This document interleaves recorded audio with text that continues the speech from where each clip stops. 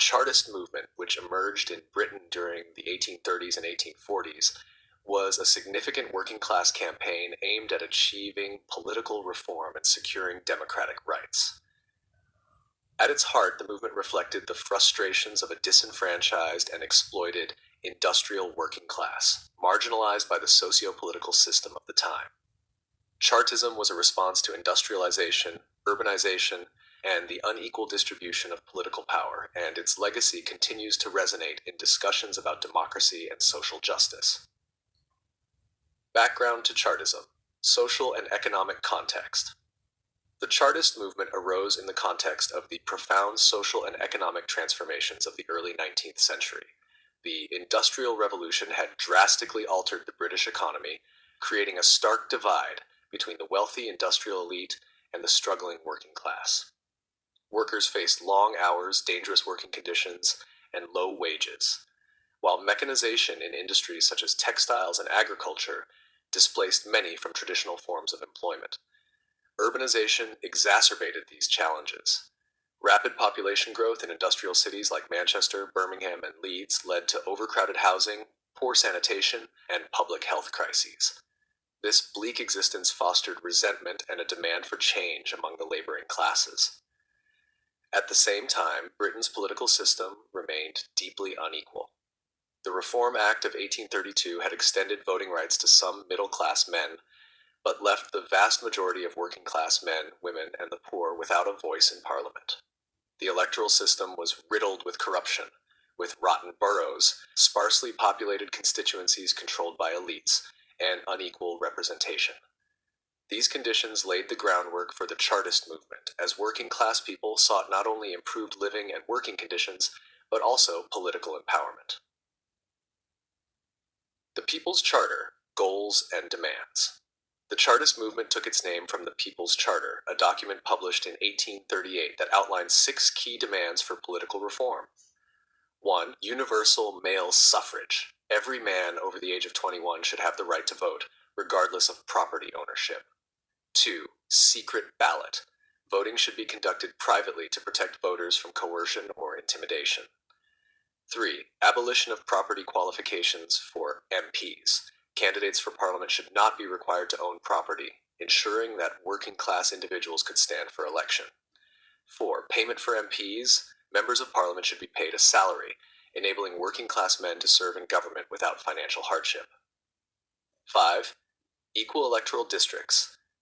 Constituencies should have roughly equal populations, addressing the overrepresentation of rural areas and underrepresentation of industrial cities. 6. Annual parliaments. Elections should be held annually to ensure accountability and prevent corruption. These demands were revolutionary for their time, as they sought to dismantle the entrenched privileges of the elite and establish a more democratic political system. Chartist tactics and methods. The Chartists employed a variety of methods to advance their cause. Central to their strategy was the mass petition, a powerful tool for demonstrating popular support.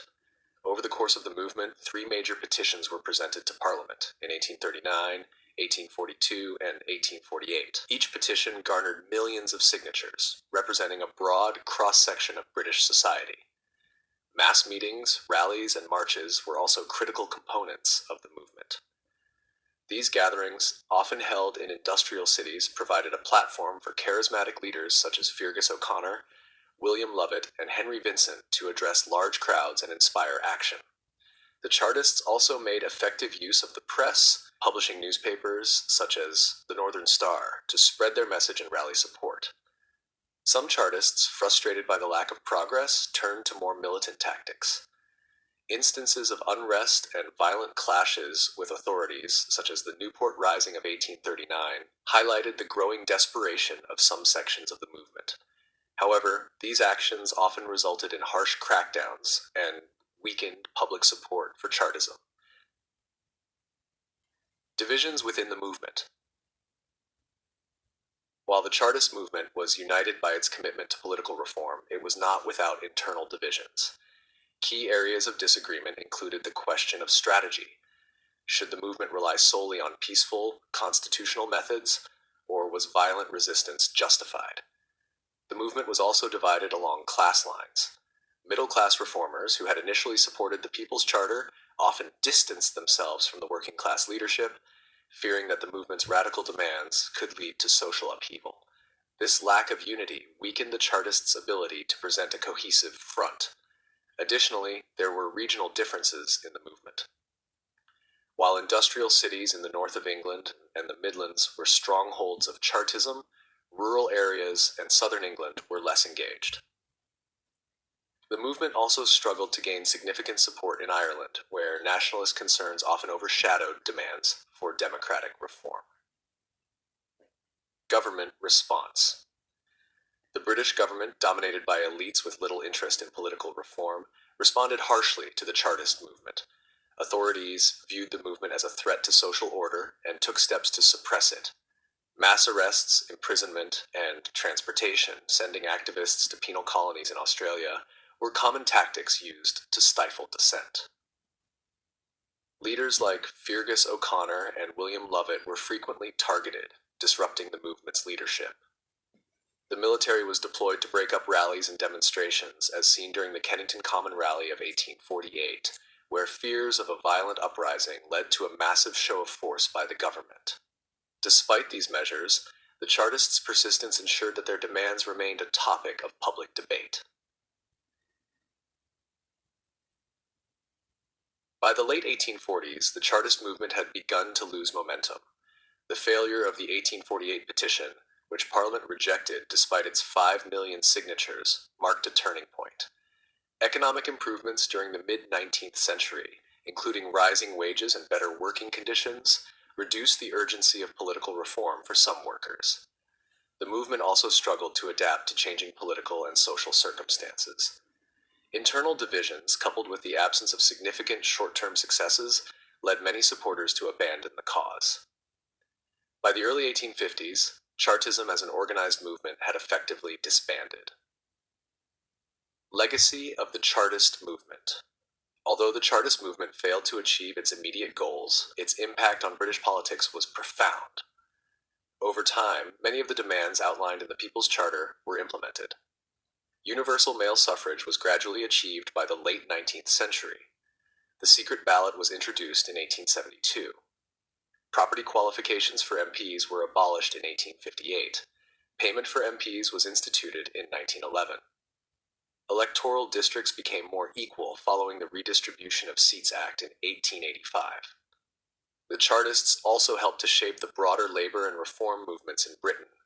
Their emphasis on organization, mass mobilization, and political education laid the groundwork for later campaigns for workers' rights, women's suffrage, and social justice.